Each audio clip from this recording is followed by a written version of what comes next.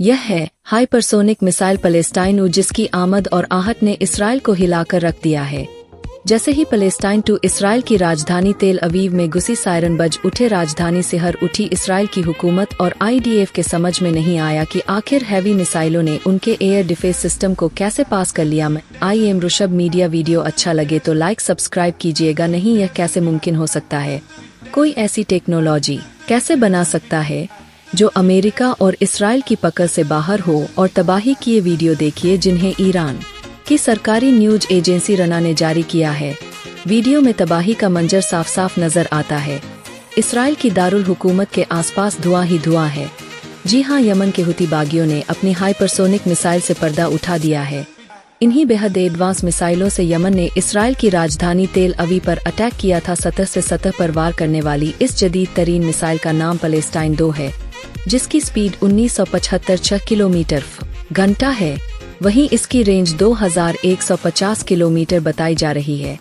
Palestine 2 नाम की इस हाइपरसोनिक मिसाइल को हाल ही में यमन की फौज में शामिल किया गया है। यह हाइपरसोनिक मिसाइल 2 स्टेज के सॉलिड फ्यूल ईंधन से चलती है। इस रफ्तार मैक 16 है। दुनिया के किसी भी एयर डिफेंस सिस्टम के पास ऐसी कोई चीज नहीं है जो इस रफ्तार से चलने वाली मिसाइल को रोक पाए। इस मिसाइल ने सिर्फ 11 मिनट में यमन से इसराइल की 2040 किलोमीटर की दूरी तय कर 15 सितंबर को तबाही मचा दी। इसराइल के PM बेंजामिन नेतन्याहू ने सिर्फ इतना कहा है कि इसका खामियाजा यमन और तियो को भुगतना पड़ेगा, लेकिन इसराइल भी चकरा गया है कि तियो के पास ऐसी मिसाइल कहां से आई। पहले इल्जाम ईरान पर लगा, लेकिन ईरान ने ऐसी किसी भी तकनीक के देने से साफ इनकार कर दिया। ईरान की फतह 360 भी 1500 किलोमीटर की रेंज वाली मिसाइल है। कहा जा रहा है कि यमन के हुती बागियों ने खुद इसे डेवलप किया है, जो उनके सबसे बड़े दुश्मन इसराइल के लिए बहुत बड़ा खतरा है। आपको बता दें कि हुती या हसी बागी यमन के अक़लियत शिया जैदी समाज की मुसल्लाह यानी हथियारबंद तंजीम है।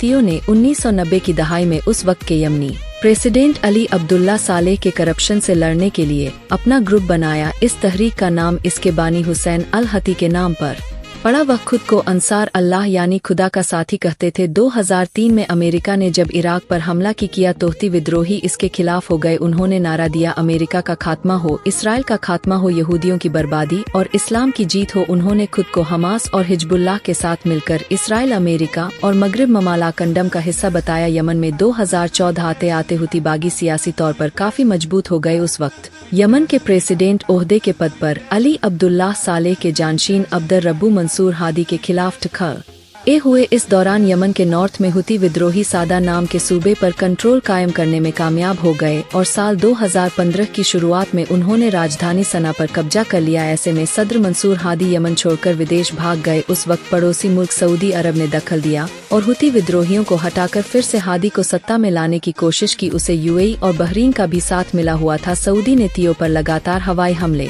किए, लेकिन शिया हुती बागियों ने इन हमलों का सामना किया और यमन के बड़े हिस्से पर अपना कंट्रोल बनाए रखा। इतना ही नहीं, तियो ने साल 2019 में सऊदी अरब के तेल के कुओं और रिफाइनरियों पर भारी नुकसान पहुंचाया। कहा जाता है कि हिजबुल्लाह ही हुती बागियों को सामान और ट्रेनिंग देता है।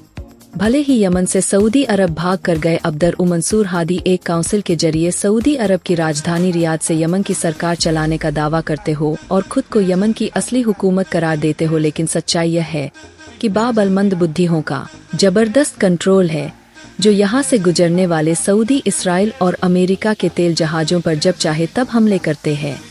यही वजह है कि सऊदी और दीगर मुल्कों पर भारी दबाव बना हुआ है।